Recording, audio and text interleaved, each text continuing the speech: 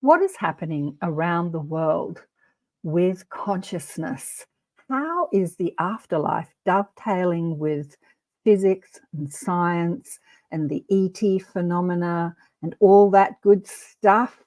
We're going to find out more today on Accentuate the Positive. Stay tuned with Kathryn and Mick. Stay tuned. You got to accentuate the positive. Wow, I feel good. A little bit of feel good goes a long way. You're listening to Kathryn Swain, teacher of deliberate creation, accentuating the positive, showing you a way to a better life. Accentuating the positive, it's not just fad, it's sanity. Who in their right mind would accentuate anything else? If you feel like that's what you want to do. Hello, and welcome to another show, Accentuating the Positive, with Kathryn Swain on the United Public Radio Network and the Paranormal, the UFO Paranormal Radio Network on 107.7 and 105.3 FM syndicated radio across America and Canada. And my guests today are Mick Turner and Kathryn Hand. Yay, in the house. Welcome, guys. So great to have you on the show. Oops, you're muted. Let me unmute you. There we go. Now we can hear you. Hi, Kathryn. Thank you for having us. It's so wonderful to get you guys on the show. I've known Kathryn now for, it's got to be at least 10 years. 10 years? Yeah. I think so. I think Mick found the first one and it was like 9 years ago, I have a feeling. Yeah, so let me tell people who don't know, there's Penny. Hi, Penny. Hello, Kathryn, Mick and Kathryn. Penny's been away. Oh, no, that's another Penny. Are the founders of the Cosmic Consciousness Conference, but that is a evolution of what happened 9 years ago that we're going to talk about. There's so much to talk about today. Let me tell you a little bit about Mick and Kathryn. So Mick Turner and Kathryn Hand are the organisers of the Cosmic Consciousness Conference. Mick was inspired to run the first Afterlife Conference after his own near-death experience and wanted to understand more about what happened to him. Starting her career in the high-powered world of investment banking, Kathryn was involved in communications, media, corporate events, and global companies in both Sydney and London. And then Kathryn became a past life and life between life hypnotherapist and a healer, and came on board to help out Mick. And together they created some life-changing events. Ever since, they've been running spiritual conferences in Australia now for 10 years, including the Afterlife Explorers Conference, Illuminate, and the Close Encounters Conference. And this is their fifth event at Uluru in the centre of Australia in December, with eight in total. They're running the Afterlife, Cosmic Consciousness Conference at Uluru this December with some amazing speakers from around Australia. And there's Shirley. Hi, Shirley, people coming online. But running these conferences, like a lot happened to get here, to get to why you started gathering people in Australia to come together to explore consciousness and afterlife and ET and the whole stuff, cosmic consciousness. And Mick, it all started with you. So I've known Mick for, I guess around 10 years, and he has never shared his NDE publicly before because he said, it's not about me, it's about the people that I showcase. It's about their stories. It's not about my story. And I said, yeah, but you've got a story, so let's hear it. Yeah, so this will be the first time that you've shared it publicly. Yay! Yeah. So what happened to you? Yeah. What happened to me? What happened, darling? Tell us. Oh, it was a long time ago. Basically, just to paint a bit of a picture, I started commercial diving when I was about 20. And 23 it was. I was in the military prior to that, in the British Army. And I spent 3 years in the British Army doing some stuff. And then I went into commercial diving. And that gave me the opportunity to travel around the world to places like Africa and Far East, Middle East and whatnot, and do my work basically. So regarding my NDE, I mean, I was in a place called, I don't know whether your listeners know, Borneo at the time. I was on the Indonesian side of Borneo, which is a pretty rough and ready place when you're commercial diving back in the day anyway, because it was all, rah stuff. And I was tasked to go down to do a very deep dive. I think it was about 300 feet or something like that. I don't know whether any of your listeners are scuba divers, but they can appreciate that. And part of the, after I've done my work, you have to decompress in the water to come back up, and which means you stay at certain depths in the water level, decompress, and then you come back up to the surface and get put in a recompression chamber and spend a bit of time in there before you can go back to work, so to speak. So with my NDE... We lost you for a second there. We're having some... Okay. Anyway, with my NDE, basically I was in the water... We're having some...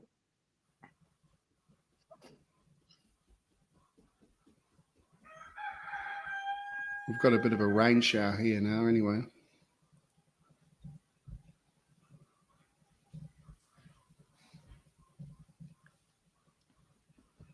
Oh, there we go. Yeah. Oh, but we've gone through. I don't know how to stop the slideshow. That's to go all right. back to the. It'll come back. Yeah, the decompression chamber. Yeah, I know. I have a friend who became paralyzed from coming up too quickly because the nitrogen fried his spine, and and he became paralyzed. But oh dear. He has spent. That was when he was 17. So yeah, the decompression is really, there you go. There's you diving. Yeah. So you can. So those. Yes, carry on. You were 23. You were diving, and then what happened next? And it's commercial diving as well. So if you can see in the photograph there, it's not like scuba diving. We wear some quite elaborate equipment, like with our helmets and our umbilicals, which feed us our oxygen, and our power supply for our video cameras and whatnot. So it's a different setup to scuba diving.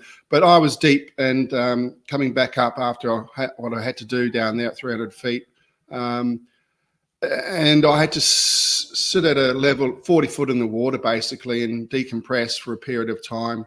And part of that decompression is where you breathe in oxygen next to pure oxygen, basically. I changed from my deep gas mix, which was heliox. I changed from that to pure oxygen just to start flushing my system out of the helium. And then it was during that, I think it was 30 minutes on that stage, breathing pure oxygen, that I started getting the symptoms of what they call an O2 toxicity hit.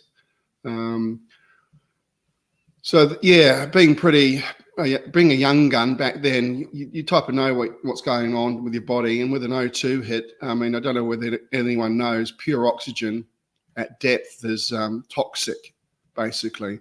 And that's why all the Navy divers can only, with their rebreather systems, who breathe oxygen, can only be at a depth of 9 meters. I was probably about maybe 15 meters or something like that. So it is toxic. So that's what happened to me, basically. I was breathing this oxygen, pure oxygen, for a period of time, probably 30 minutes. And then right near the end of this, I had about 2 minutes to go before I was going to come back up to the surface and then go into a recompression chamber for a period of time, a couple of hours. And then I got this tingling, a sensation in my lips. It was like a furry feeling on my lips, and I started to twitch a bit. And I knew then what was going to happen, basically. I mean, you can't really escape the inevitable. And then I've got communication with my supervisors and whatnot up on the top. And I said, look, I think I'm going to have an O2 hit now. And which basically means the supervisor will start to dress in a standby diver, will come down and rescue you, and then, make sure you get into the chamber on the surface adequately. But basically, the O2 hit went into a full convulsion, basically, like a full epileptic convulsion underwater. And that wasn't very good because it caused like a clonic in your mouth. You couldn't breathe in, you couldn't breathe out, basically, as part of that convulsion, epileptic convulsion. So you couldn't breathe in or couldn't breathe out. So here's me in a stage, 40 foot underwater. My hat's flushing through all the oxygen to flush it out to the air for the air to come down, and then I black out, and I know I've blacked out basically, and I can't breathe in and I can't breathe out. And this is like a minute or two trying to breathe in and breathe out. So what happened then is I turned with the stage I was on. I turned upside down because I was unconscious, and all the air was coming out the bottom seal of my neck dam, my hat, and so the water started coming into my hat. And so being blacked out, I just slowly felt this water slowly coming up, creeping up like that. And I couldn't really breathe. And then all of a sudden it got to my mouth, and I thought, oh, here we go. So I thought, well, the best thing for me to do is just accelerate the process. And I just started taking back the seawater, and that's what happened. And then all of a sudden, a sense of peace and calm came over me, and as you see in your picture there, I was in this tunnel, the classic tunnel. Well, I don't know whether it's classic, but to me it was a tunnel with a light at the end of it, and this tunnel was a cloud. It's a cloud all around the tunnel. How big the tunnel was, I don't know. Could have. I don't know how big it was. It wasn't that.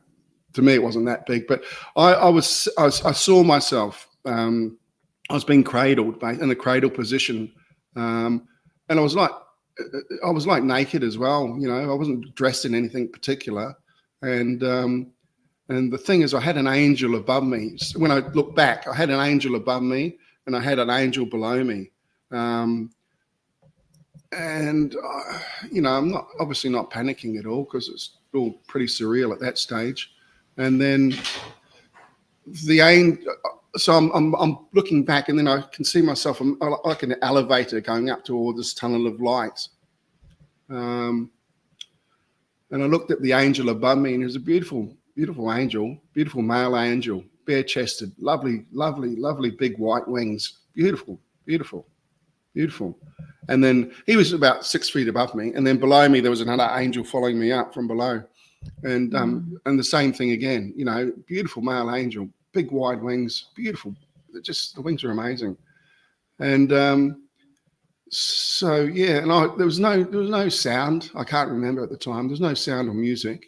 It was just peace, and I just started. It was just really surreal and beautiful as well at the same time. So I'm going towards the tunnel of light, and then I didn't get there. I didn't go through it. Basically, what I remember next after that was me in the recompression chamber with someone saying to me how many fingers I got in front of my face, So it wasn't, it was a very sharp flashback to reality, to the physical sense. So, and so then, so that was it. And from what I learned from that was I was unconscious or dead for like 12 minutes or something like that. They rescued me in that time, and they put me in the recompression chamber. I was unconscious, so they put me in the recompression chamber, and we had a diving medic in there, and I was assessed. But and luckily, really, because with that recompression chamber, you have to get recompressed down to 50 meters because that's 150 feet seawater. Because when you get rescued from underwater unconscious, they have to treat you for a arterial gas embolism or something like that. So I got put in the chamber, and I was there for 2 days basically, and I was okay. I was okay. It was a slow bleed, they say, back to the surface, and I was okay about it. And didn't really think much about it after that. Obviously, I got sent to the doctor, and I was a bit unsteady on my feet, and I never really looked back at the diving incident report. I probably got PTS after it. I never really looked back on it. It's still in an envelope, so I really haven't really had the courage to really, take it all in, so to speak. But yeah, that was it, Karen, in a nutshell, basically. So, Well, it led to so many other things. I mean, before this happened, you probably never thought about afterlife or consciousness or spirituality, or I don't know. Were you religious? Were you an atheist? Like who was Mick before that happened? Just maybe someone that didn't think about it, just got on with life. That's true. Yeah, I didn't even. Yeah, I'm not a churchgoer. Yeah, it was totally surreal. Yeah. So this extraordinary thing happened to you, and I guess that once you recovered your health, you were scratching your head thinking, what was that? Yeah. What happened to me? And so you started to search for others that what was your process? Because that was when you were 23. I don't know, was that before the internet? So it wasn't as easy to find groups of people talking about this stuff back then as it is now. So what did you do? Oh, well, I just I went to the library and researched a lot of books on it and tried to keep it to myself, basically. Like I say, I don't really much talk about it too much. And so I went to the library and started reading about it, and then and just put it in the back closet for a little bit. And then it wasn't until probably, as you say, 10, 15 years ago, I started to revisit that past and started to delve into it a bit more. And that's when I thought to myself, well, what's it all about? And I got inspired really to do the first our Afterlife Explorers Conference by looking at the Americans with their Afterlife Conference. Terry Daniel, I think it was. Is that right? And they did a great job. Yeah. Is that ions or is that something different? No, something different. Yeah. Something different. Oh, okay. Yeah. The Americans have their own Afterlife Conference. Explorers. It's called the original Afterlife Conference, they call it. And that inspired me to say to myself, well, why aren't we doing something like this here in Australia? And, absolutely. At that time, and then I've got talking to Victor Zammit, as you know, Victor probably, and Barry Eaton, who emceed our first conference, and just thought, well, I'll put my hand up and give it a go, and I'll try and start this conference and see where it goes. And that's what happened. I know. You're so brave. It's so fantastic. You're like, putting on events, as you know, is not easy. Gathering people physically, it's a lot easier to gather them online. Even gathering them online, even when you gather people online and you make it free, trying to get people's attention is still hard. But I suppose those who are looking for it will find you. But it's not easy. So to pour your blood, sweat, and tears and money into something like this is a big commitment. It's a really big commitment. Yeah. Yeah. I know. I've done it. Yeah. And then Kathryn comes along. How did you find the Afterlife Explorers Conference, Kathryn? Well, that was a little bit of divine intervention, or a lot of divine intervention, because I was a hypnotherapist and past life regression therapist. I don't know if I'd completed my Life Between Lives training yet, but I was very much on that pathway. And I think one of my teachers actually mentioned it to me, who was a speaker at the conference. And but I was a single mum, it was I Christmas as well, so I didn't really feel that I had the budget to make it. And then so I kind of just let it go, and I thought, well, if it's meant to be, it'll be. And I get a phone call from someone that I didn't know at all, and she said that she'd won a double pass to the Afterlife Conference and didn't have anyone else to take the second ticket, and offered it to me. And I went, oh, there you go. There you go. Meant to be. Yeah, we're having a few tech issues today. Kathryn and Mick actually live on Norfolk Island, which is an island off the coast of Australia. It's quite a way off the coast of Australia. So they're out there in the middle of the Pacific Ocean. Are you guys in the Pacific Ocean, Atlantic Ocean? South Pacific. yeah. South Pacific Ocean. And I don't know, do you have satellite internet? What internet are you using out there? We've got Starlink. Starlink. Yeah, it should be good. Yeah. Elon. Yeah, should be yeah. good. Well, We've Might be just my got a bit of a internet. wild storm going on. Oh, there's a wild storm going on. Okay. But yeah, Norfolk Island is just, it looks exquisite. I thought it was Lord Howe Island, which is another island off the east coast of Australia, which is a lot closer to the mainland. But Norfolk's a lot, it's closer, you're closer to New Zealand, aren't you? yes. Yeah, I think we are just by a technically. touch. Yeah. But yeah, that's another place which would be beautiful to explore. So yeah, that was divine intervention. You won the ticket and went to, was that the first Afterlife Explorers that Mick had put on, or Yeah. It was it was in Parramatta, basically, Parramatta RSL. And it was good. It was good, and it was different. It was in January. It was Australia Day weekend, and we managed to, Barry did a great job rallying up a few good speakers, and it was quite, and Peter Smith came up, who you were with, and did your regression stuff with him. It was good. It was interesting. Yeah, put it that way. It led on to bigger and better things, and that's the way. It was a start point. Well, it did. I think that you started it because you wanted to have this conversation, like you wanted to explore what happened to me and what else is possible. I mean, did that conference answer some of your questions at that time? Well, that's a good question. It did in some sense. But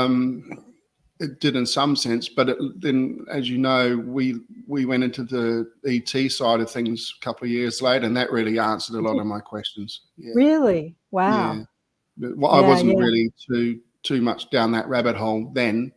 But when we did our second Afterlife Explorers Conference in Melbourne, we met Mary Rodwell and a few of the other team players there, and we decided to do Close Encounters, and we did Close Encounters for a good couple of years, and it was good. We liked Close Encounters, didn't we? In Coffs Harbour, it was good. It was a good conference. I know you did it too, because I spoke at the Afterlife Conference in Byron Bay. I was just telling Mick and Kathryn before we went live how much fun I had doing that. I did a house swap, actually. I just put it out on Facebook. Anyone want to swap a house? Somebody saw it, sent it to a friend. I went and stayed in this beautiful property and looked after their dogs, and they came and stayed at my place. And went and spoke at your conference. But you used to do the two back to back. You'd have the Afterlife Conference, and then you'd have the ET conference. What did you call the ET conference? Close Encounters Conference. Great name. Yeah. And then you combine them into Cosmic Consciousness. But obviously, Kathryn, you being a hypnotherapist and taking people into past lives and life between lives, you were exploring through your clients. A lot of information was coming through your clients. What were you learning? Look, I learned a lot about the death process was one really interesting thing for me, because I've taken thousands of people through their final moment of death when they leave the body, and that was 99.9 percent of the time. I can't actually think of any time actually, but people, the death moment is beautiful, even if they've had a traumatic physical occurrence that caused their death. The moment of death is really peaceful, and it's actually easier than being born. So being born for most people is quite traumatic, and there's a fair bit of apprehension in those times leading up to their birth, and they're picking up a lot from their mother. That was something that I was surprised how much in the womb we pick up from our mother. And so discovering that people have mapped out and planned a lot of milestone occurrences in their life, so that they pick where they're born, they pick their parents, they have planned out the lessons that they've come to learn. So they've got to have players who will agree to play the perpetrator, or they've agreed to be the victim, and vice versa. So everything that we plan, everything is mapped out to a point. I mean, once we're here, we've got free will. But yeah, I think the biggest thing was the fact that people just love that moment of death, and then they expand out. They become, a much more expanded version of themselves, and their consciousness expands, and they make the journey home, and kind of fit back into their soul family. Yeah. Wow. Which so you were learning this through your clients, and Mick had learnt it through his experience. Like, you were directly having that experience of peace and love and bliss. I love that you said that the angel appeared to you with wings, like big, wings. Big, I guess that it's an image of comfort, because I don't think we need wings, but it talks to the human mind that that they fly. Superman, they can fly. And Kathryn, you learnt your hypnotherapy. I think that you had read Dr. Michael Newton's Journey of Souls, which profoundly led to you learning how to do that. I loved those books. They're amazing. I know. Yeah, well, that was one of those life-changing books, and I remember I was in a bookshop in Melbourne, and the book actually fell off the shelf, and I picked it up and read the back of it and thought, oh, I've got to get this. And the night that I read it, I went to start reading as I got into bed, and I read it through till about 5 o'clock in the morning. I couldn't put it down. And I actually had this overwhelming sense of homesickness. I thought, I want to go home. It sounds so amazing, because for anyone who hasn't read Michael Newton's books, he was really the first. He was a pioneer, much like Brian Weiss with doing past life regression. He sort of accidentally stumbled across a client who, when he regressed her back to the source of her problems, she was back in the afterlife. She was in her soul realm, or heaven, or whatever you want to call it. And he couldn't believe it. He was like, this can't be right, because he was fairly mainstream psychologist. And anyway, it led him on his own journey, which he ended up databasing about 6,000 cases of people who he had regressed back to their life in between lives in the soul realm. And so to read these soul's accounts of what the afterlife is like is just like, oh, I want to be there. And so it led me on the journey for me to become a hypnotherapist and to become a life between life therapist. So very, very profound book. I think everyone should read it. And your fear of death and dying is just, there's no need to have it. Yeah. I think that with what we're doing, with these podcast shows and with conferences and people who teach and people who share their experience, is not to say that experience only exists when you're dead, is to bring that experience to earth. Like, can we find that peace? Can we find that delight? Can we find that expansiveness and awareness while we're still embodied? I think that all the stuff that we're doing is to reveal that here on earth, not to kill ourselves in order to get it, but to find it here. I think that's the probably that's the challenge for every human, is to return to love, right? While we're still faced with all the dilemmas that physical life offers us. Yeah, and that was exactly, you've hit the nail on the head, because that was exactly what Cosmic Consciousness then involved. That was the key that our conference is to have that Garden of Eden, or as above, so below, heaven on earth. And that's exactly what it was, because we realize that when you talk about the afterlife to some people, they think it means you're dead, and think, well, I don't need to worry about that yet, and whatever will happen will happen. But for me, certainly, exploring the afterlife is about exploring who we are. what you said, being able to have Yeah. that experience. And and so sort of, if you want to call it the ascension pathway, or moving towards the new earth, or 5D consciousness, that's and the if we had a little motto for our conference, it would be as above, so below, and that theme just keeps coming up.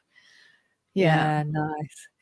Yeah, so with people with big missions here on earth, we usually elect to go through big challenges. I was speaking to somebody last night who fell in love at 73, moved to Hawaii to be with this person, and after 6 months this person just died. And that's what I was saying to her, because she's an amazing light worker too, helping many people, and so was he, an incredible light worker. And she's in contact with him on the other side, and she's in deep grief, but he keeps saying, "What are you crying for? I'm right here. I'm right here.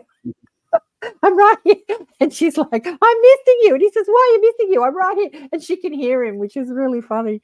But yeah, the human mind wants to do the missing and the separation.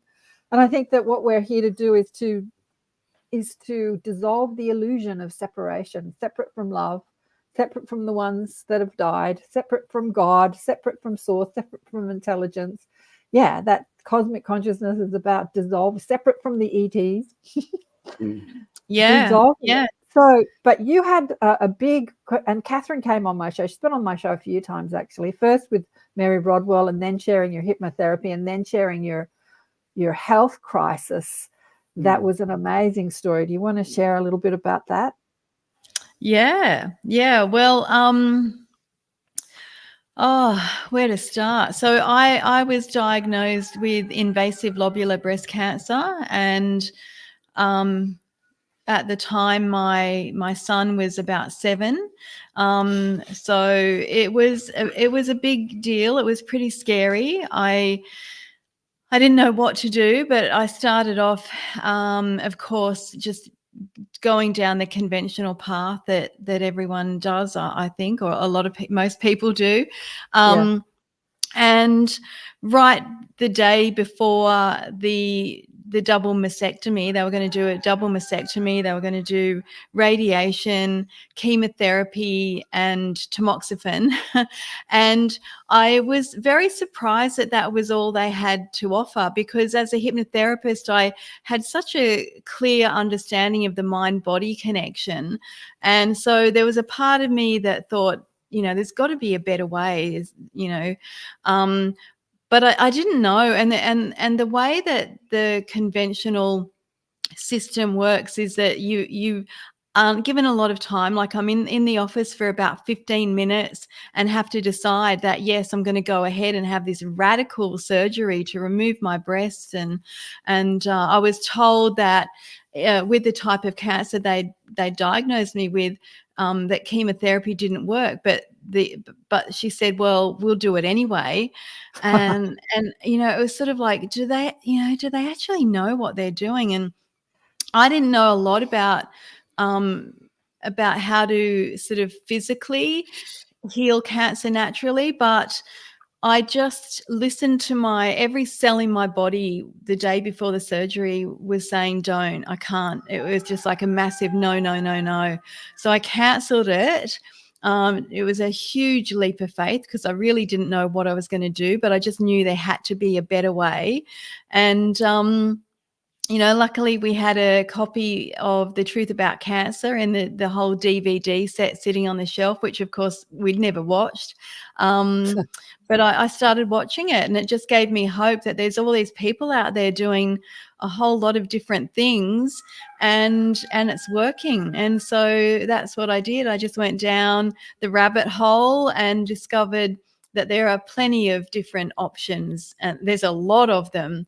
And so in a way you sort of get a bit overwhelmed knowing what sort of choice to make. But I just had to listen to myself and listen to my body. And, 8 years later, I'm still here to tell the story, even though I was told that I'd probably have 5 years and to prepare my son and to plan my funeral and all that kind of thing. And I was told that it was 5 years with the surgery. When I said that I wasn't going to do it, it was like, well, go home and prepare to die.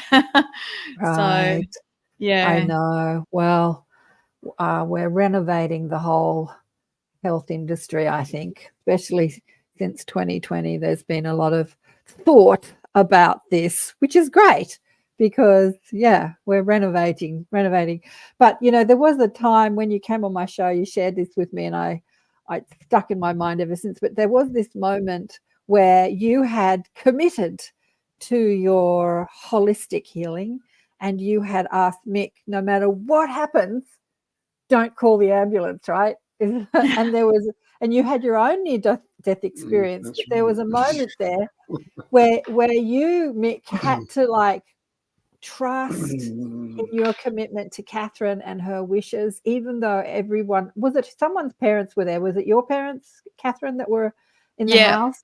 And my parents and my sister. And everyone was at the end of the bed thinking that I'm about to die. And well, you were.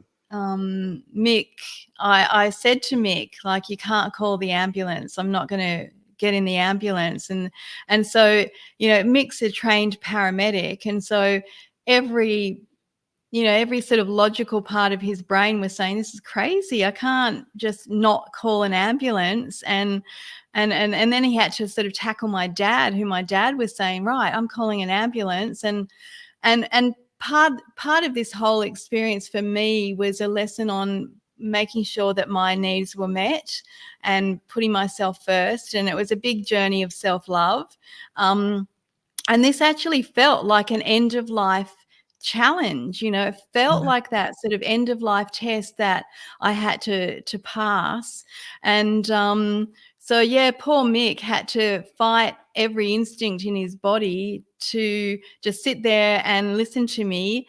And he actually brought me back online, brought me back into my body. There's a bit more to it than that, though. Yeah. That's like the 1 minute version. Yeah, right. I mean, why were you having an NDE for anyway? What happened? Well, it's a two-part thing. It's one of those I don't have an answer for what happened exactly.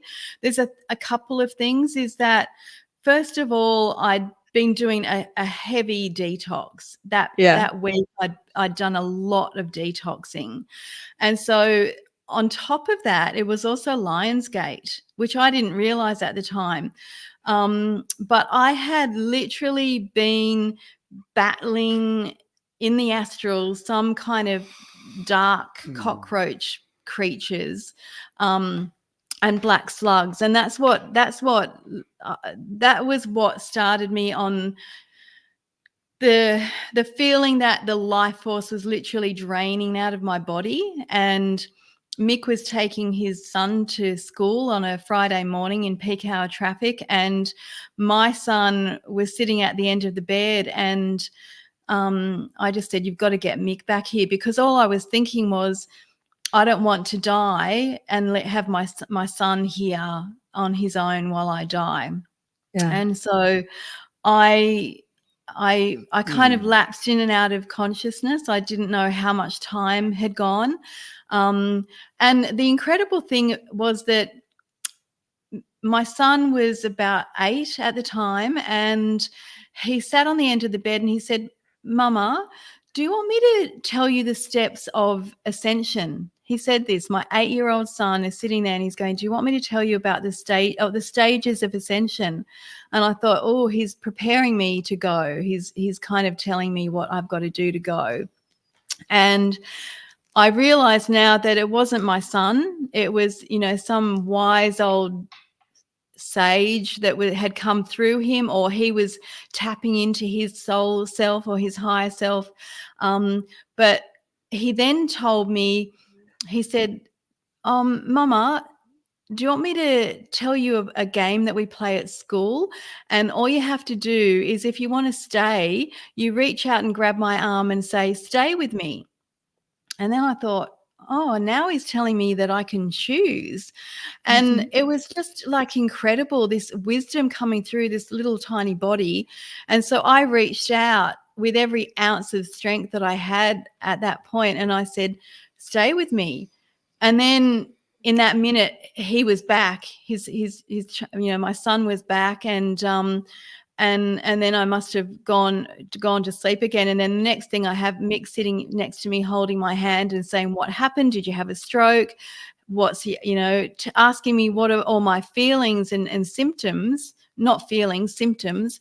And to me, it seemed so irrelevant. I was like, why are you asking about this? Because I was not really in my body, and I could see everything that was going on.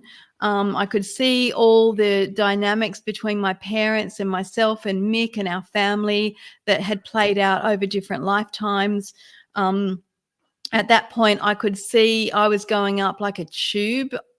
To me, it wasn't like a tunnel. It felt like I was going up a tube. And I said to Mick, I can see the bubble at the end, and the veil is thinner than a piece of ice. And so I felt like I was up there. I could see it. I could almost get into the beauty of it. But I knew that I wanted to come back. And so then I had to direct Mick. At that stage, I couldn't see Mick as a human being. He was like a translucent capsule that had gold liquid in it, gold energy. And I could see when he was in his heart, the gold would go up. And when he was back in his head and he was like in fear, the gold would go down. And so I had to direct him to bring my life force back into my body using his gold energy. And I could see us as kind of like a double-ended gel capsule almost, is the best way I can think of it. And so that we could share that energy between us. And so, he was just flying blind, and I had to just tell him, just listen to me, just stop all the outside noise, just stay in your heart, listen to what I'm telling you to do. And he had to do that. So it was a really, really big test for both of us. Wow, I know. It was incredible. Absolutely. Talk about commitment. Talk about commitment to faith, to trust. Yeah. Huge. I love that you guys have been through this, because your direct experiences of what you're asking people to talk about at the conference, like because you've had these experiences. It's not just an intellectual exercise for you guys, it's an experiential exercise. So I just want to remind people to do a station break that you're listening to Accentuate the Positive Awakening Consciousness with Kathryn Swain on the United Public Radio Network and the UFO Paranormal Radio Network on 107.7 FM and 105.3. And we're talking with Kathryn Hand and Mick Turner, who are the organisers of the Cosmic Consciousness Conference coming up in Uluru this December in Australia. Maybe if you're listening in the States and you want to come down under, meet some cosmic consciousness people, people like Mick and Kathryn. Obviously, they vet the people that come to the conferences and speak, because they want people to be authentic and people that are speaking from experience, not just an intellectual exercise. Because there's lots of people just talking about this stuff, but it's that real experiential knowing that makes all the difference in your lives, right? And gathering people together, creates an experience for the people at the conference to sort of more than just listening to someone's story. Yeah. Oh, it's profound to be at Uluru, which is the most, sacred, healing intense place. I mean, it's literally in the middle of the country. So I feel like that the energy there is preserved in its isolation, and it hasn't been diluted by so much of our natural earth that does get diluted by EMF and all that kind of thing. And so to be in that place, together with a whole bunch of light workers, it's hard to articulate, but it's such a buzz. I mean, we're literally like living off this sort of high vibrational energy that's just, enhanced by the environment that we're in. And take it, you buzz off that energy for days afterwards, and people literally have life-changing profound change happen from those 3 days. So it's well worth coming along. And what I like about the people that come along is that they're not only just interested in their own growth and development, they are interested in it for humanity. So, as light workers are, of course, but they want to come along and actually do something where they feel like they're enhancing and expanding consciousness for everybody. And that happens because, we're at this sacred place. It's on a ley line that goes up to Bali, up Purification Center. And so this year in particular, it's fascinating. And I know that people that listened to your interview with Rachel Vaughan would have heard her talk about this. But the ley lines have some amount of harmony every solstice and every equinox. And this year, that harmony is becoming permanent. We're moving into permanent harmony time with the ley lines. And that's happening on the solstice, December 21, while we're out there. And we've also got Judy Satori, who's bringing through, she's been getting downloads saying, these really highly advanced energies are coming through for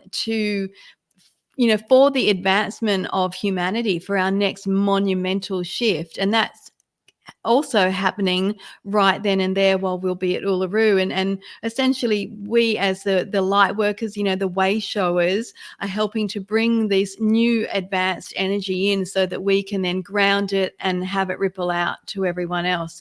And then we found out from Barry Eaton, our one of our MCs in the past, and who we were talking about before. Barry's an astrologer, and he was saying that a few weeks before the conference, we've got Pluto moving out of Capricorn, which is all about control and power and authority, and it's moving into Aquarius for the next 240 years or something, and that will bring the power back to the people. So really exciting times ahead. I'm feeling more positive than I have in the last, 4.5 years about what's coming. So to have all of us together at Uluru will just be something else, and Uluru is the, it's the epicenter. It's like a 0 point energy of pure potential. And so I think when these big things happen cosmologically and energetically, to be at Uluru and to feel it in its intensity is something very powerful, very potent. You're on mute. Thanks, Steve. I muted myself. I'm yakking away. Yeah, I was just going to say, I could say a lot about Uluru. I've had a lot of people talking about it this year. Prageet and Julianne from the Stargate Experience are coming out in September, doing some activations and group workshops here, and then they're going to Uluru. They were in with a group of people doing some activations in Egypt with Viviane Chauvet, who is a hybrid, Arcturian hybrid, physical hybrid here on Earth, and they were guided to activate some ley lines and crystal grids and stuff like that. And then they said, Prageet was told probably about 30 years ago that he would go to Australia to do the same thing. And I'm like, but Prageet, everyone's going out to Uluru to activate the crystal grids and the ley lines. What's different about you? And he said, well, when I was in Egypt last year, I was told, okay, next year you're going to Uluru because now is the time. So it sort of dovetails with what Rachel Vaughan was saying about the ley lines. And so he's going out just before your conference with a small group to do some activations. So yeah, there's big things happening. Globally. And also Mateos Di Stefano has talked about the dragon lines that run through the planet and how they run through, as you say, Bali, connecting to Uluru, connecting to Egypt. Yeah, so there's big shifts happening energetically through the ley lines and crystal grids on the planet, which is when I asked my guides about when Prageet was talking about he's going out there to do some activations, I'm like, everyone's talking about activations. What's the difference? And this is what they said to me. They said, we know how hard it is to gather conscious people to get together, to gather together. Like football stadiums, football gets people together, rock music gets people together. But as far as gathering people for conscious conversation or cosmic conversation, it hasn't always been the easiest. He said the activation of the crystalline grids and the ley lines will change that. And Prageet had said that when he was young, he's been doing this for like 30 odd years, he saw football stadiums filled with people coming together to do consciousness events. And I said, I've seen the same thing too. Yeah. Because it started with me at the academy like over 20 years ago, and there was like a dozen of us gathering. Yeah, but the events are getting bigger and bigger, and more people are attracted to come together with soul family and like mind, or to explore and find out and expand their awareness, and to be a part of something greater. Because it's when you come together in, whether it's online or in person's more of a commitment because you commit time and money. You've got to travel somewhere and pay a lot, to stay somewhere. It's more of a commitment, an energetic commitment. You're doing it not so much for yourself, but for the collective. A great teacher once said, where two or more gather in my name. And that name is about expansion. Yeah.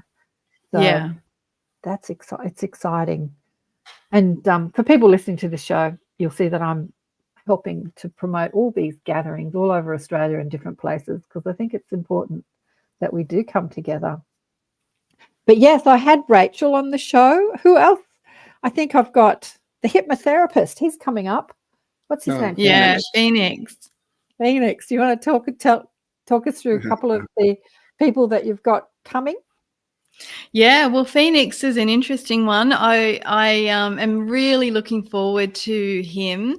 We're going to start off the night before the conference with a comedic hypnotism show where he'll turn people into, I don't know, invisible. I don't know what he'll do, but it will be good fun. It'll be a nice light way to meet people and connect. And then Phoenix is also doing a keynote presentation about, changing your mindset and being able to manifest the things that you want. And so he's also done a lot of work with the Gateway program. And so he'll talk a little bit about that, and that'll be really interesting. All the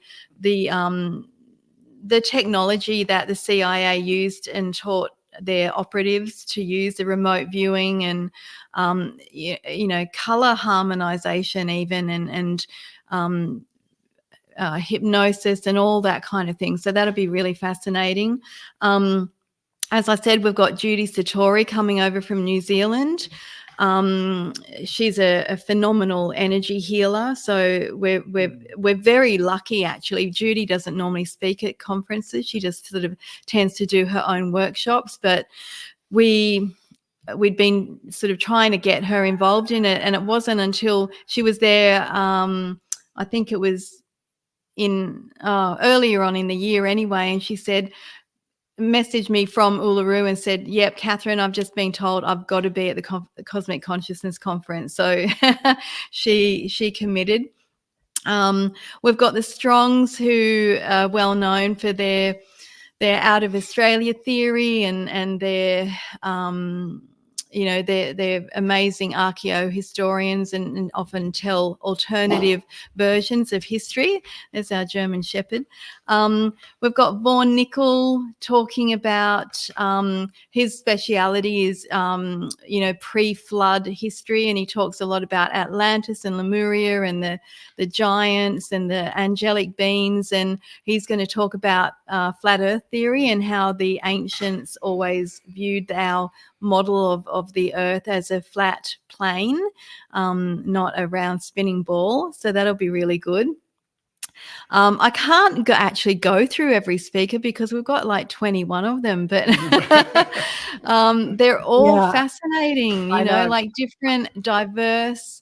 One of the ones I just saw there was Isha Patel. She's talking, you interviewed Isha, but she's actually talking about activating our wealth consciousness, which is really important for light workers, because so often we spend a lot of time just living like, we trust that the money will come in, but we don't always have an abundance or an overflow of money. And I think a lot of us are thinking like, I'm tired of living this way. I want to just be able to do what I can do without worrying about money. So I think that it's good to know that as light workers, we're allowed to be wealthy. It's this sort of hangover of you can't make money and be spiritual, and we've got to be, if we're going to keep doing and giving the world our gift, able to have some financial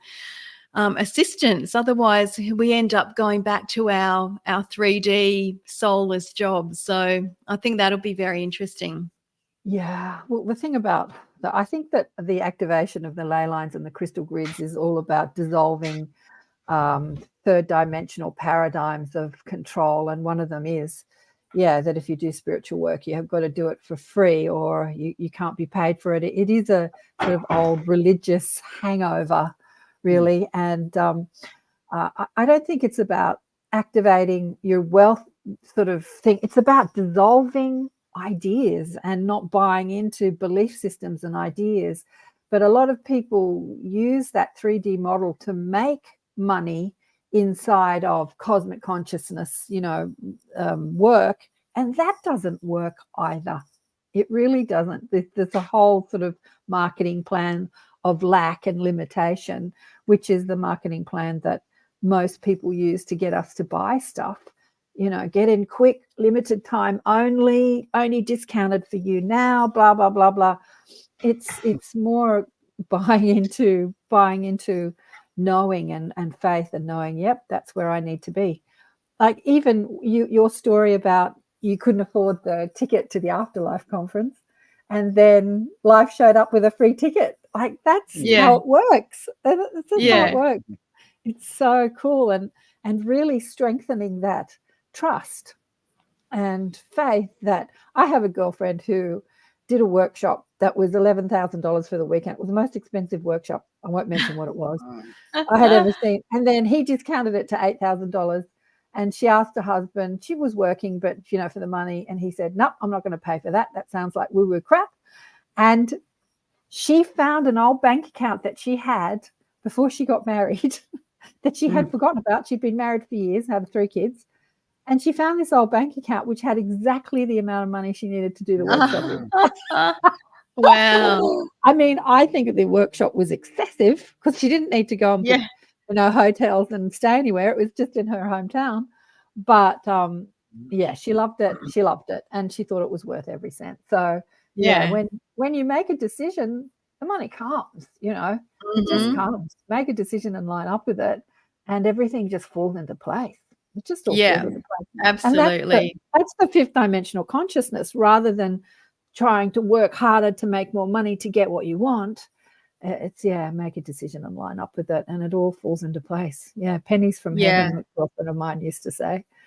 So I'm a big believer in that, and we hear that story over and over again. And our 3-day course is a fraction, a tenth of the price of the $11,000 course. But we often hear people say that they just, once they made that decision to come and they just, you know, booked their ticket, then things work out. The money for the airfare turns up, or the money for the accommodation turns up.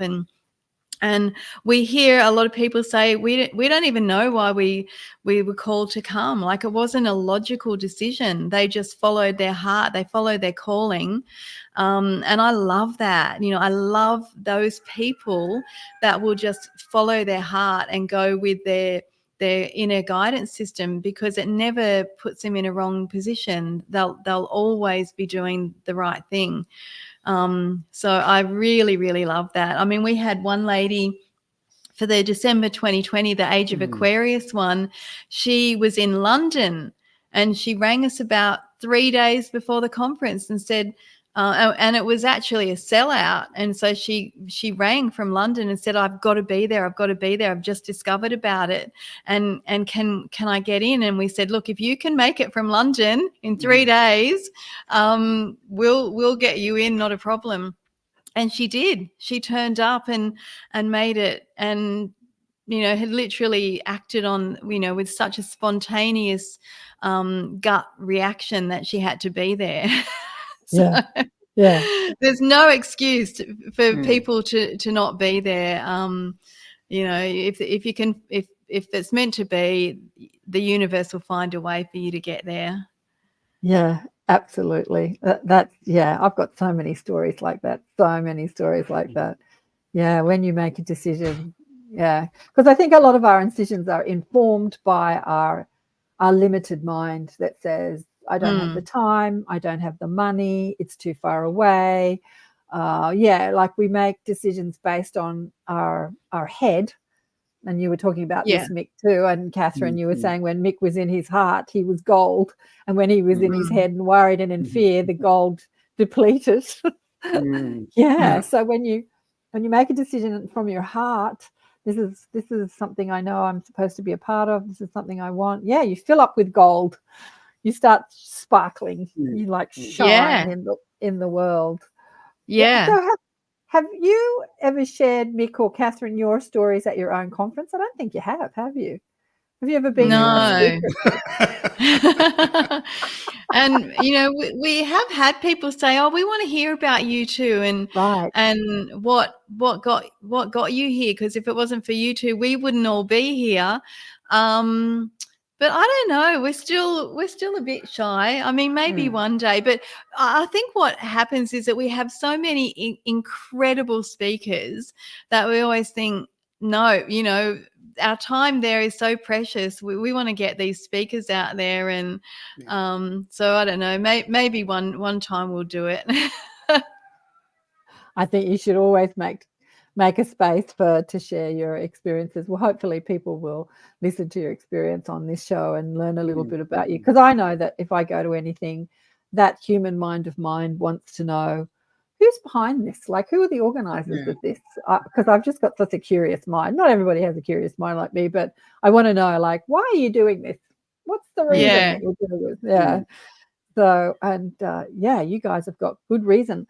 Here's a question. So you had your expansion experience, Kathryn, through your hypnotherapy clients, and Mick through your own experience, your NDE, and Kathryn, well, through your own healing crisis too. But what have you learnt over the years from people that have come and spoken? I know that I've had a few private conversations with you about big speakers that you've had that you've been unimpressed with, but have there been speakers that you've been impressed with that have like rocked your world and sort of you've gone, wow, I didn't know that before?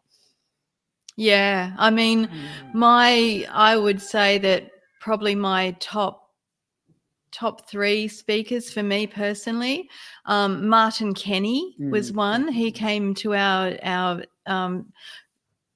Saturn Pluto conjunct conference, and that was when we had the societal reset. So it was the Pluto Saturn conjunct, the 12th of January, and that very day after we'd had our ceremony, Barry Eaton, the MC, got up on stage and said, well, Harry and Meghan have quit the royal family. And so we knew that this big reset was going to happen. We did not know how massive it would be. And then, of course, things rolled out over the next couple of months and into 2020.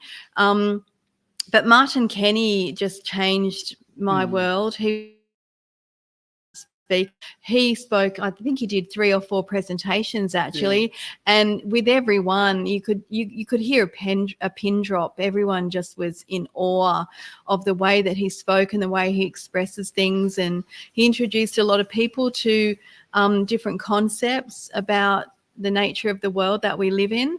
And then another one was Carolyn Corey, who just she did a process with everybody, and it was like it really shifted something in me. I mean, so many. We had Dr. Brian Ardis, and he'll be back this year. We're Zooming him in.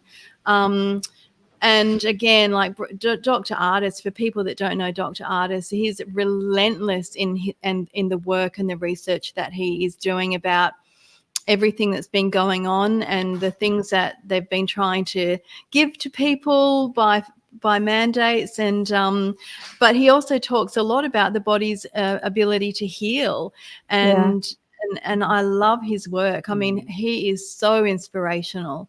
So that was my 3. But they're all amazing, you know. And different people get different things, and people will take away that one nugget that changes their life. I mean, Carrie Ann, amazing. Did you say that you're Zooming Dr. Brian Ardis in? Because I know he's an American. You're Zooming him in. Okay. So he's not coming physically. Oh, that's interesting. He's not coming this year, no. Mainly.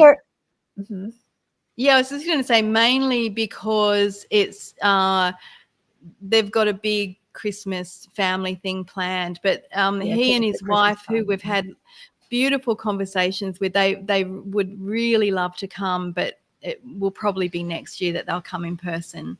Yeah. Fingers crossed, David Bumblebee, he's another person that you told me to get on the show, but we couldn't get a hold of him. Yeah. He's a little reclusive. He's a bit hidden. Yeah. Tell us about him. Shy. David Bumblebee is very shy. He's only just recently had a spiritual awakening, and he's a biochemist. So he has been very, very scientific up until he had this awakening. And so now he's really excited about connecting science and spirituality, because a lot of the things that we take for granted and we just sort of have a knowing about, he can find a scientific way to explain it. And he particularly loves sort of looking at light workers and how we just knowingly, instinctively use certain things in nature or our environment to help our intuition and our psychic ability. So he's talking about our cosmic antenna, the little crystals in our pineal gland, and how we can use that connection to enhance our psychic ability and our superpowers. And he calls himself a cross-pollinator between science and spirituality, and he's fascinating. He's really fascinating to listen to. Oh, I love that. Yeah. Yeah. Look, with Dr. Brian Ardis, he's quite controversial. And, you know, what's happened in since 2022 is there's been the beginning of the mass awakening of humanity. But it's interesting because I've always spoken about awakening as in having a spiritual awakening like Mick did. It's like I'm bipping along through life and then I'm in bliss. And I'm talking to big angels, like, what the is going on? And so to me, that's what awakening always meant. But since 2020, I've heard a lot of people talk about awakening in that they've now become aware of the intense problems of our world, or the intense control of the world. And they call that an awakening, because what I was ignorant of before, I'm now aware of now. But but a lot of people are sort of coming to this information and they're awakening angry. They're not in bliss. They're feeling duped and controlled and angry. And to me, that's not an awakening. A lot of people are talking about, because as you say, as above, so below. How can we come to this knowledge and this awareness and still maintain that connection to bliss and that place that you experienced, both of you, during your NDEs? Yeah, well, I think it comes. I think if they have the rude awakening, it's brutal. You know, it's pretty brutal for people to awaken to the nature of our world and who controls it. But the spiritual awakening follows. I'm seeing that, and I even, one thing that really stuck out at me the first time I went to see David Icke, and he did his 10-hour show when he was doing that before he got banned from Australia. And what I noticed in that audience, because he talked a lot about certain theories, and it was a highly male audience because it just seemed to appeal to the men.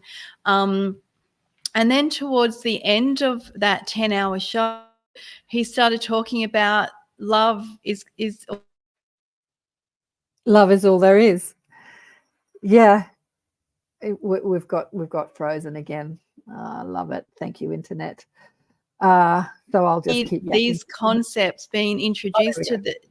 I was just Yeah. talking about the fact that this audience is largely a male audience, and talking about the theories that that David talks about, but at the end of it, he introduced them all to the concept of consciousness, and that everything is consciousness, and that we everything is about love and about the truth vibration, and I love that, and I think that little microcosm of that day is what happens to people, that however they awaken, whether they have their spiritual awakening or they have their rude awakening, they end up, they end up coming. And I'm seeing that in a lot of people that were very vocal through 2020 and 2021. They are now, that's sort of like dropping out of their repertoire, and they're really focusing on developing their spiritual gifts that they've now got in touch with. And so it's one way or the other, but I think they all seem to get to the same point in knowing that there's more, there's another option, there's a different timeline, and that we're co-creators of that. And so there's a balance between being a light warrior and having that righteous rage, and being able to also create the future or create the timeline that we're here to create. Be an influence, because on the last few shows, Abraham Hicks or Esther Hicks, the Abraham Collective, have said, one person connected to the stream of pure positive energy, of love, of unconditional love, is more influential than a million who are not.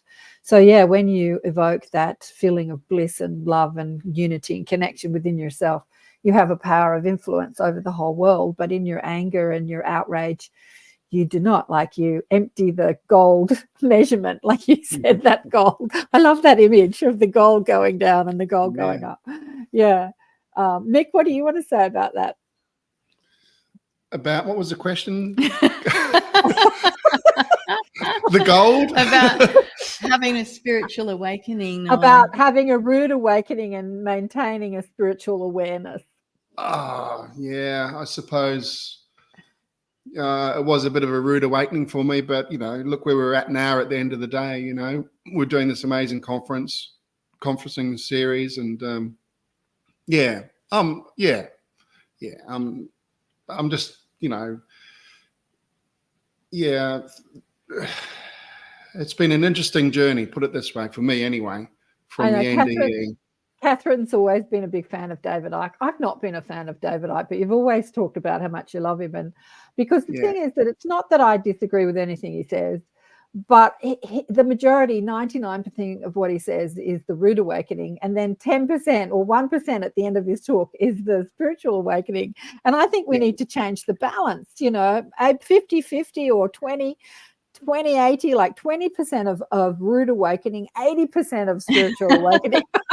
I've been to many talks. I went to an American guy, I can't remember his name, who was out here talking at a UFO conference, and his talk was all about what to be scared of too, what to be fearful of. And at the end of it, I challenged him to talk about something positive. And he, again, like a David Icke, said, oh yeah, it's all about love and light and connection. And I said, could you introduce that into your talk? And I really challenged him.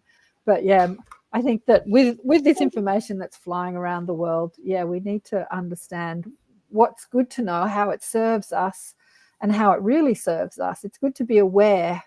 But is that awareness making you angry and upset and feel disempowered, or is that awareness empowering you? I think that that's really important with all this information that's around, don't you?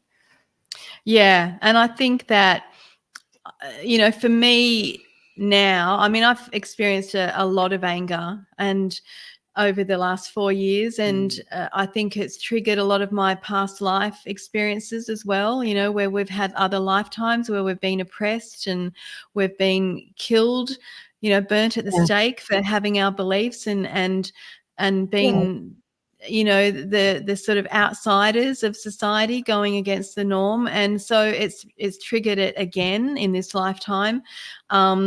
So I've had a lot of anger. I've had to do a lot of releasing but I also do believe that to sit back and sort of just do nothing on that front. I mean, in the situation that we've lived through, you could either be you could either be a part of the solution or you could be a part of the problem.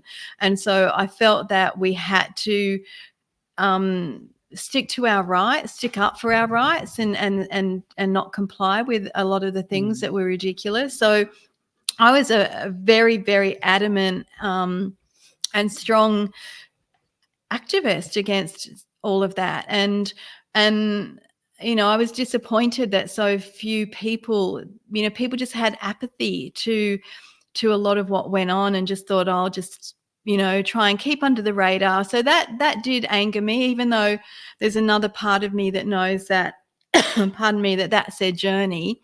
But I also believe that in continuing to expose what their plans are and sort of out them in what their agendas are, I think that's part of the process too, that we have to keep putting it out there so that they know that we're onto them and we know that we are awake to the shenanigans. And I think that does delay it sometimes. And but I feel now that we're at the pointy end of things, and I actually now see some of the ploys as a desperate attempt, their last gasp, because they know that things are going to turn around, and they're desperate. So I can now get to the point where I'm almost can laugh at them for what they're still trying to do, and I laugh at a lot of it because I see how ridiculous it is, and I think that's a better place to be in, where I can just reframe it as. Yeah, it is ridiculous, and it's very entertaining. I mean, if you have to speak to my group, I found the whole presidential election thing this year so entertaining. Like, what is going to happen? Best sitcom on time. I don't take any of it seriously because I don't think that our power lies in who's elected. No, not at all. What government? I think the power is within us. Watching this power. The internet's been interesting today. Yeah. We've got storms here anyway. So for you guys? Yeah. Yeah. Well, hopefully, hopefully the audio's still awake. Well, we've got a few minutes to go. There is a link underneath the Facebook, YouTube, and Rumble things here that Kathryn and Mick have given me, an affiliate link.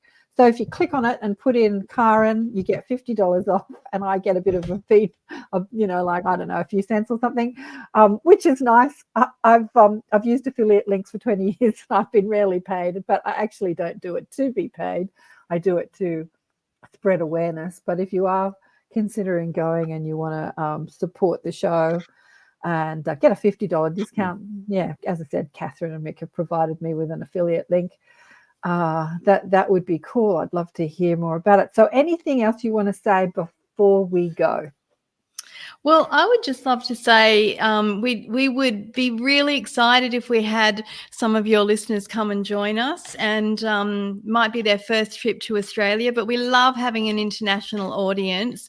And before certain events that have happened recently, we used to have a really big international audience, and that has not been as much of a case now. But so yes, come over, come visit Australia, have a down under outback Aussie, Christmas day on and have Christmas lunch with us. We call it the Soul Family Lunch. And a lot of people said it was their best Christmas ever last time. We had about 50 people stay back and have a beautiful buffet with a few prawns on the barbie, and better than spending time with their biological family, a lot of people say.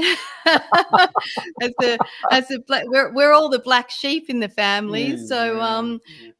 Just come along and experience Australia. It's a lot of people think it's too hot, but it's not. It's actually cooler than it is in the coastal cities. The temperature is always lower than in Sydney at that time. And of course, there's no humidity. So it's a beautiful dry heat.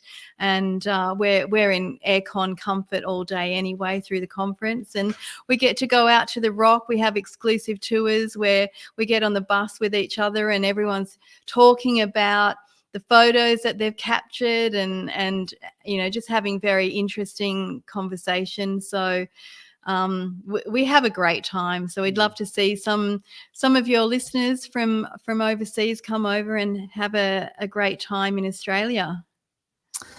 Yeah, and congratulations for doing this, because as I said before, it's not easy putting on a physical conference and getting people together. There's a lot of commitment and a lot of financial commitment on both your parts involved in this. And I guess you've got to, be faith, hold the faith, hold the trust that all will work out and everybody will be nurtured, including the speakers, because I'm involved in the Afterlife convention, as you know, in June next year. So I've gone on the team, and that's Paul King has put that on. He's just so like you guys. He's so shy, didn't want to come on camera, didn't want to share his story because it's not about him, it's about everybody else. And I'm like, I've heard that before. But I really think that that's in integrity if you're about promoting and helping other people shine, and it's not just about what I've got to say. Yeah, I think that's really in integrity. So congratulations for what you're doing. And I know it hasn't been easy over the last few years because every event was shut down, like nobody could gather. So getting the strength to get up and running again after everything was shut down is, Do you think people are more eager to get out and gather physically after we were all locked in for a while? Yeah, I do. I think we ran a couple of conferences on Norfolk Island because it was one place where you could travel to that you didn't need to have a certain requirement. And but I think people suffered, and still are, with a bit of PTSD because they made so many plans time and time again to travel, and then it got shut down and So I think for people had like a bit of PTSD and were really reluctant to book anything and sort of look forward to anything or plan a holiday and that kind of thing. But I think that has lifted now. I think people are really keen to go traveling again and to reconnect with people that are on the same page length, to be in a room with like-minded people. Might have different perspectives on things, but at least you're in a room full of people that are on the same wavelength, and they might not agree with you on one thing. We might have a half a room of flat earthers and the other half are globe believers, but they are open-minded enough to listen to each other and not disrespect them just because they have a different view. And that's really rare these days. So it's a fantastic experience just to be in a room with that kind of person. Yeah, I had Adam Apollo on the show last week. He said that the flat Earth philosophy is really big. Yeah, we had a chat about it after we turned off the live, actually, about when people talk about planes of existence, like different planes of existence. They're not talking about space so much as in because it's hard to talk about energy coming from a physical perspective, planes of existence. Anyway, that's a whole nother conversation. Yeah. Flat earthers. Yeah. Can we come together with different ideas and still love each other? Exactly. Well, thanks so much, guys, for being on the show. What have we got? About 6 minutes left. Hasn't been a big audience watching the live today. Not too many comments, but a couple of the ladies that join have been online. And we didn't get to share your past life experience. You said before we went live that Kathryn had regressed you Mick, to a couple of past life experiences, and you saw yourself together in different past lives. Yeah, thankfully, Kathryn did a past life regression on me, and I had about three chapters in that, didn't I? Where I was in the middle of the Pacific on an islander, and my canoe capsized, dugout canoe capsized, and I drowned in that one, unfortunately. And then the next one, I was a plantation owner in America, and I think Kathryn was a slave girl then, and she came and chopped me up in the middle of the hallway, I believe so, with a big sword. You killed him, did you? I don't know that I did, but he was the victim of an uprising. Oh, okay. And then the last one, probably the most important one, was a First World War soldier, Billy Patterson, who fought in the Somme, and that's quite a vivid regression, because I remember going over the trenches and back in the day then, and getting shot in the throat, similar to my O2 hit, where I couldn't breathe in and breathe out. So it was a very similar sensation. Well, me drowning as a Pacific Islander and me getting shot in the throat. Just go figure that one out, So yeah, that was that, wasn't it? But the great thing about that, because he was an Australian soldier, even though he's a Kiwi in this lifetime, I could track his records, and I couldn't at first. He said his name was William Patterson, but I couldn't find any records. So with the help of the Australian War Memorial, we eventually found his past life person, and it was William Patterson with one T. Spelling was different. So we managed to get a photo of him. I'm having a coughing fit. You'll have to take over. What, me? Yeah. We talked about translucent beings and whatnot. Part of that past life regression Kathryn did on me was I remember I lived in London for a little bit. I remember going into a park early in the morning, Hyde Park, wherever, a lovely, beautiful park, and then sitting on a bench was this translucent being, very similar to what Kathryn saw in her NDE, and I just sat next. Oh, we've frozen again. Thank you, internet. Translucent being. We're talking about translucent being. We've only got what have we got left? We've got 2 minutes left of the show. Sorry, you froze again. You were talking about We've only got 2 minutes left of the show, or 1 minute left of the show. Yeah. But yeah, we'll continue this conversation at the Cosmic Consciousness Conversation. Yeah, we will. Hopefully you guys can come to Sydney and be a part of the Afterlife convention too, and maybe have a stall there telling people about what you're doing, because it's not about competition, it's about conscious people all coming together to support each other, and that's going to be in the middle of the year, and you obviously put your conference on at the end of the year, so we can all do this together. So maybe you'll come to Sydney. You were thinking about moving, weren't you?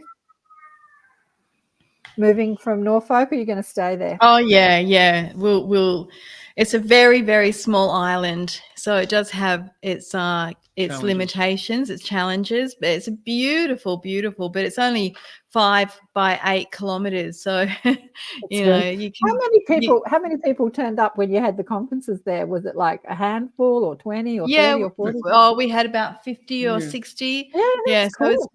it was quite small, but it was good. It was very intimate because everyone got to meet each other, and it was lovely. Beautiful. Thank you. Big love to you, and good luck with Uluru this year. Can't wait to hear all about it. And thanks everybody for listening and watching, for everybody listening on the syndicated radio, on the UFO Paranormal Radio Network and the United Public Radio Network of 107.7 and 105.3 FM. Big love to all of you, and I'll see you next time. Bye for now. Thank you.